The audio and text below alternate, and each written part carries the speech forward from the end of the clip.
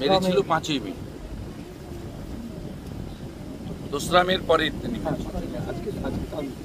হ্যাঁ তিনি কলকাতাতে হসপিটালে মৃত্যুর সঙ্গে পাঞ্জা লড়ে মারা গেছিলেন। আজকেই দেহ এসেছিল, অত্যন্ত মর্মান্তিক। এবং এরপরে লোকসভা নির্বাচনেও রথিবা লাড়িকে একইভাবে খুন করা হয়েছে। বলছি তো বিহারের নির্বাচনের আগে পাটনাতে প্রায় 17 জন কংগ্রেস ছেড়ে বিজেপিতে যোগদান করলেন। বিজেপিতে যোগদান করলেন 17 জন পাটনাতে বিহার নির্বাচনের আগে।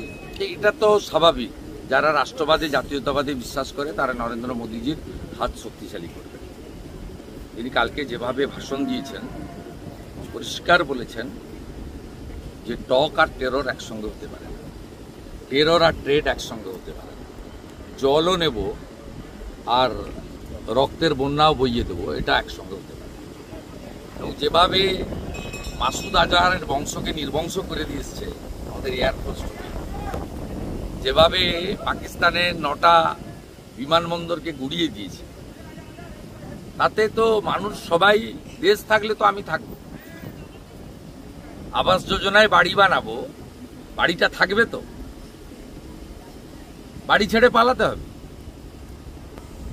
এই নাকচিরাচরেই নোটিশ না দিয়ে বেআইনি ভাবে একটা হিন্দু পরিবারকে সেখানে তার পুরো বাড়ি বেড়া দিয়ে ঘিরে দিয়েছে।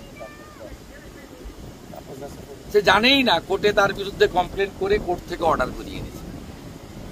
এই সামনেই বঙ্কিম মোড়ে হিন্দুরা ভোট দিতে বেরোতে পারে না যতক্ষণ না কেন্দ্রীয় বাহিনী আসে। এই কাছেই 1.5 কিলোমিটার দূরে। আর একটু এগিয়ে গেলে 4 কিলোমিটার দূরে গড়চক্রবেড়িয়া বাজারে 175টা হিন্দু ভোটার আছে, কোনো ভোটে ভোট দিতে দেয় না।